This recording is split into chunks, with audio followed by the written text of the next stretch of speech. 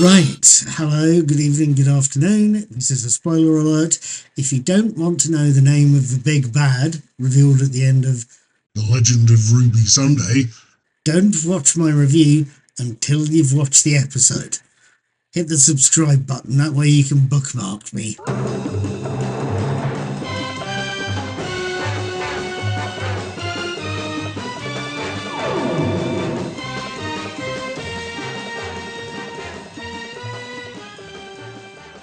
Right, good evening everybody, my name is Paul, I'm also called Knickknack, I'm the brains behind a quiz called Knickknack's Daily Teaser, and the blog that hosts it called Knickknack's Old Peculiar. I try and do entertaining quizzes, I write occasionally about other stuff, I talk about movies as and when I see them, and I keep meaning to sit down with Dune Part 2. Hey ho, you never know. But I also talk about TV shows I'm watching, and that I think you would appreciate hearing my views thereof. In other words, I review them, I tell you about what I saw. Just recently I discovered, which was interesting. I'll try and hide the reviews in the corner there if I get the chance. If I don't, feel free to subscribe to both my blog and my YouTube channel and go searching around for them. I've also been watching the new series of Doctor Who. It's either the 14th series or the first season, depending on who you ask, of the show, and it's the one that stars Ncuti Gatwa as the 15th Doctor, and he seems to be doing rather well. At any rate, this review is about the 7th episode, The Legend of Ruby Sunday, and I thought you might want to know what I thought.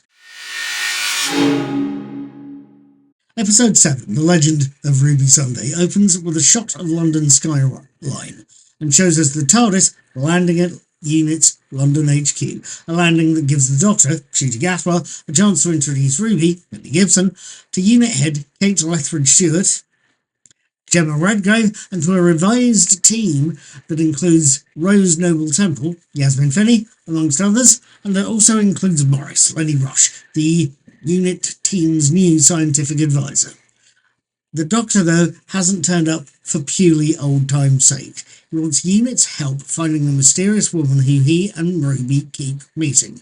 Someone Unit has seemingly already found. It seems the mysterious figure is technologist Susan Triad, played by Susan Twist, and the head of S Triad Technologies, and somebody that Unit already has an undercover eye on, an eye in the shape of former companion of the Doctor, Mel Bush, Bonnie Langford. Post titles, we see that the Doctor isn't immediately worried about Susan Triad, despite the fact she shares her name with his granddaughter, and another version of the name, S Triad, is an anagram of TARDIS. He's more concerned right now with Ruby Sunday and wants Unit's help finding Ruby's unknown mother, or at least finding the mysterious figure who left Ruby at a church door in 2004, something Kate Lethbridge-Stewart is happy to help with, as long as the Doctor doesn't ask why they ignored his orders about a little bit of kit called a time window. Using that window is going to show both Ruby and the Doctor a hell of a lot more than they were expecting. Right, what did I make of this penultimate episode of The Legend of Ruby Sunday? And what did I make of an ancient enemy of the Doctor's? Let's start with the spoiler alert, the villain of the piece, shall we? Back in the proverbial day, the Sarah Jane Adventures and some of the extended Whoniverse media featured a Lovecraftian group of hideous demonic things known as the Pantheon of Discord, or just the Pantheon for short. Members of the Pantheon included the Trickster, which featured in the Sarah Jane Adventures, and the Mara from Kinder and Snake Gods. They were retroactively added, alongside other things in the extended universe. And as of this series, both the Toymaker in The Giggle and Maestro from The Devil's Called. The Legend of Ruby Sunday ends with the revelation that Susan Triad is the Pantheon's most powerful being, is Sutekh, the ancient Egyptian god of death last seen in 1975's Pyramids of Mars. So that's a hell of a long time ago. It's about 40 or 50 years ago that way. But it's been updated and it's looking nastier than ever. And I have to say, I wasn't too surprised to see it. Granted, I was wondering if this season's big bad was going to be either the Masters, stealing that tooth seemed to be a clue, or the Daleks. But there seemed to be no hint of that. So the fact that it's Sutekh in this episode's cliffhanger was both unsurprising, like I say, the suggestion's been floating around for a while, and pleasing. Partly because it's nice to have a returning foe, a returning creature, and have its story updated and expanded, but also because the character is still, after all these years, being voiced by Gabriel Wolf, the original voice of Sutekh many years ago in 1975, and he's also the man that voiced the Beast in the Impossible Planet and Satan Pit episodes, where Doctor Who was played by David Tennant. Now, granted, I can't see how Sutekh survived the end of Pyramids of Mars, but just as granted, I know the Fourth Doctor trapped the creature in a moving time corridor, which sort of makes sense of those He Who Waits references scattered throughout this particular series. Either way, I think a returning foe of this sort of stature has made a welcome, very welcome return. Right, what else did I think of The Legend of Ruby Sunday? Or at least notice, or at least pretend to notice.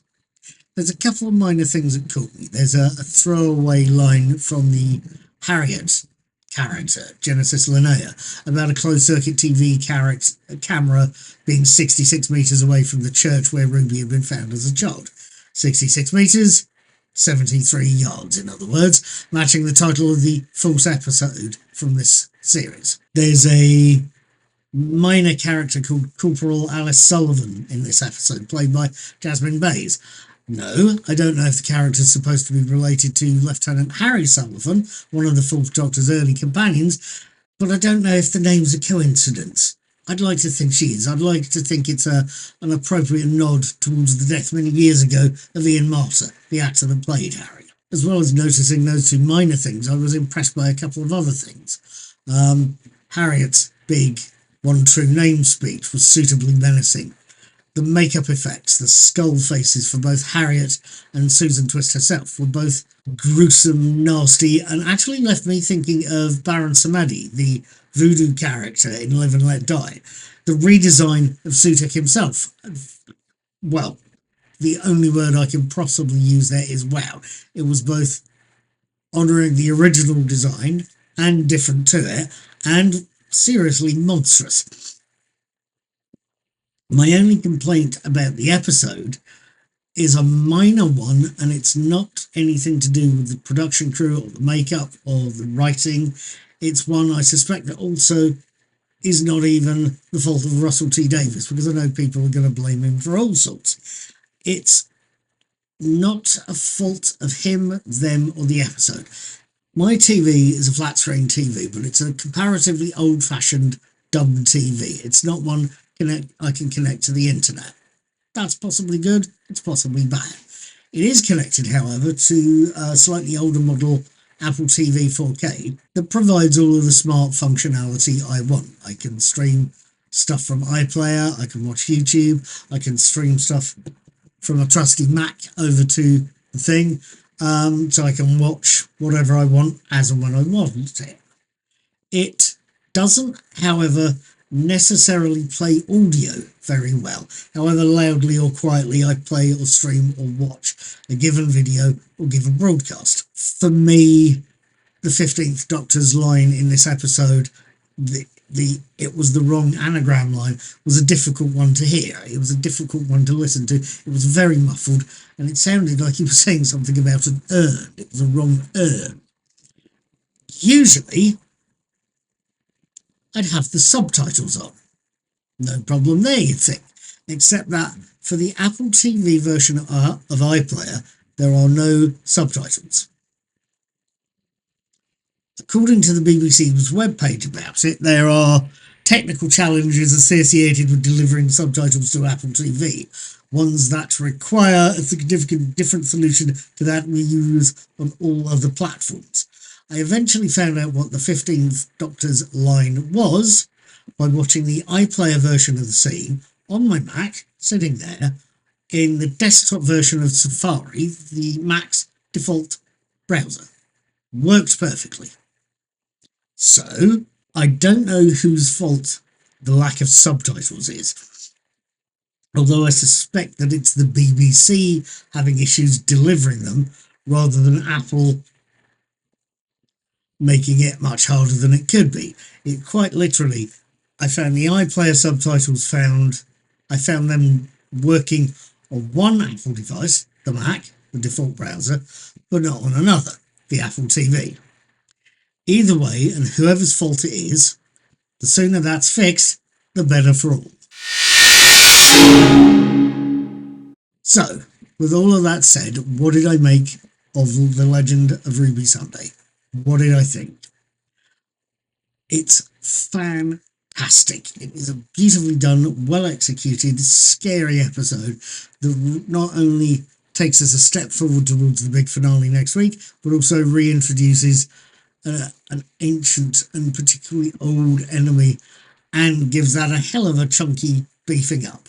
Frankly, it's answered questions and scared us and left us with one hell of a cliffhanger. I will be back next week and I will let you know what I thought not long after. See you then, take care, have fun, be good, and to quote Patrick McGowan, be seeing you.